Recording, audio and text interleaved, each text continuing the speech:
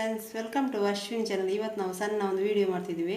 ಹಾಲು ಮತ್ತು ಅರಿಶಿನ ಮತ್ತು ಪೆಪ್ಪರ್, ಇದು ಶೀತಕ್ಕೆ ತುಂಬ ಒಳ್ಳೆಯದು. ಈಗ ಒಂದು ಲೋಟ ಹಾಲು, ಒಂದಿಷ್ಟು ಹಾಲು ಮಾಡುವ. ಇದಕ್ಕೆ ಸ್ವಲ್ಪ ನೀರು ಮಿಕ್ಸ್ ಮಾಡುವ. ಈಗ ಸ್ವಲ್ಪ ನೀರು, ಜಾಸ್ತಿ ದಪ್ಪ ಆಗಬಾರ್ದು. ಈಗ ಹಾಲು ಕಾಯಿಸ್ಲಿಕ್ಕೆ ಇಡುವ. ಈಗ ಅರ್ಧ ಸ್ಪೂನು ಅರಶಿನ ಹಾಕಬೇಕು. ಇದು ಪತಾಂಜಲಿದು ಒಳ್ಳೆ ಅರಶಿನ ಹಾಕಬೇಕು. ಇದಕ್ಕೆ ಮಾಡಿ ಮಿಕ್ಸ್ ಮಾಡುವ.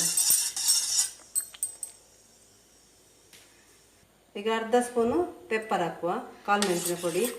ಇದು ಒಳ್ಳೆ ಶೀತ ಕೆಮ್ಮಿಗೆ ಗಂಟಲು ಒಣಗ್ತದೆ, ಆವಾಗ ತುಂಬ ಒಳ್ಳೆ ಆಗ್ತದೆ. ಎಲ್ಲ ಮನೆಯಲ್ಲಿ ಇದು ಅಮೃತ ಬಳ್ಳಿ ಮತ್ತು ನೆಲೆಯಲ್ಲಿ ಎಲ್ಲ ಇರುವುದಿಲ್ಲ, ಅದಕ್ಕೆ ಇದು ಒಳ್ಳೆ ಮದ್ದು. ಇದು ನಮಗೆ ಸಹ ಶೀತ ಆಗುವಾಗ ನಾವು ಇದೇ ಮಾಡಿ ಕುಡಿಯುವುದು, ಒಳ್ಳೆ ಆಗ್ತದೆ. ಈ ಕೊರೋನಾ ಟೈಮ್ ಈಗ ಜಾಸ್ತಿ ಆಗ್ತಾ ಬರ್ತದೆ. ಇದು ಎಲ್ಲ ನೋಡಿದರೆ ತುಂಬ ಕೇಸ್ ಅಂತೆ, ಅದಕ್ಕೆ ಇದು ಒಳ್ಳೆಯದು ಮದ್ದು. ಒಂದು ಹಾಲಿಗೆ ಎಷ್ಟು ಸುಲಭ, ಹಾಲು ಮತ್ತು ಪೆಪ್ಪರ್ ಅರಶಿನ ಹಾಕಿ ಕುಡಿದರೆ ಒಳ್ಳೆ ಆಗ್ತದೆ, ರಪ್ಪ ಗುಣ ಆಗ್ತದೆ ಅದರಲ್ಲಿ. ನೋಡಿ, ಇದು ಒಳ್ಳೆ ಕುದಿತ ಬಂತು. ಆಯಿತು, ಇಷ್ಟು ಕುದಿದ್ರೆ ಸಾಕು. ಗ್ಯಾಸ್ ಆಫ್ ಮಾಡುವ.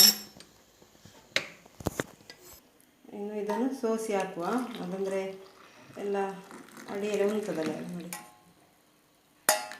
ಈ ರೀತಿ ಒಡಿ ಉಣ್ತದೆ. ಈಗ ಅದಕ್ಕೆ ನಾವು ಸೋಸಿ ಹಾಕಬೇಕು. ಇದನ್ನು ಕುಡಿದರೆ ಒಳ್ಳೆಯದು, ಗಂಟಲೆಲ್ಲ ಒಣಗ್ತದಲ್ಲ, ಅದು ಒಳ್ಳೆಯದು ಶೀತಕ್ಕೆಲ್ಲ. ಶೀತ ಅಂತ ಹೇಳ್ತಾರೆ ಕೊರೋನಾ ಅಂದರೆ, ಅದು ತುಂಬ ಒಳ್ಳೆಯದು. ನಾವು ಕುಡಿದರೆ ಒಂದ್ಸಲ ಬೆಳಿಗ್ಗೆ ಕುಡಿಬೇಕು ಖಾಲಿ ಹೊಟ್ಟೆಗೆ ಇದು, ಮತ್ತು ಅದು ಕಮ್ಮಿ ಆಗಿಲ್ಲದ್ರೆ ಇನ್ನು ರಾತ್ರಿ ಮಲಗುವಾಗ ಕುಡಿಬೇಕು ಇದನ್ನು. ಇದು ಕುಡಿದರೆ ಒಳ್ಳೆ, ನೋಡಿ ಚೆಂದ ಬಂದಿದೆ. ಒಂದ್ಸಲ ಟ್ರೈ ಮಾಡಿ ನೋಡಿ ನೀವು, ಶೀತ ಆಗುವಾಗ. ನಿಮಗೆ ಶೀತ ಆಗ್ತದಲ್ಲ ಆವಾಗ ನೋಡಿ ಕುಡಿದು, ಒಳ್ಳೆ ಆಗ್ತದೆ. ಇದು ತುಂಬ ಒಳ್ಳೆ ಮದ್ದೊಂದು, ಶೀತದ ಮದ್ದು ತೆಗೋಬೇಕಂತ ಏನಿಲ್ಲ, ಇದು ಕುಡಿದರೆ ಸಾಕು ನಮಗೆ, ಒಳ್ಳೆ ಆಗ್ತದೆ. ಕೆಮ್ಮಿಗೆ ಸಹ ಹಾಗೆ ಸ್ವಲ್ಪ ಒಳ್ಳೆ, ಒಂಥರ ಅರಸಿನ ಸ್ವಲ್ಪ ಜಾಸ್ತಿ ಆಗಬೇಕು, ಮತ್ತು ಪೆಪ್ಪರು ಸ್ವಲ್ಪ ಒಂದು ಅರ್ಧ ಸ್ಪೂನ್, ಖಾರ ಆಗಿ ಒಳ್ಳೆ ಆಗ್ತದೆ. ಓಕೆ ಫ್ರೆಂಡ್ಸ್, ನಾನೊಂದು ಸಣ್ಣ ವಿಡಿಯೋ ಮಾಡಿದ್ದೇನೆ.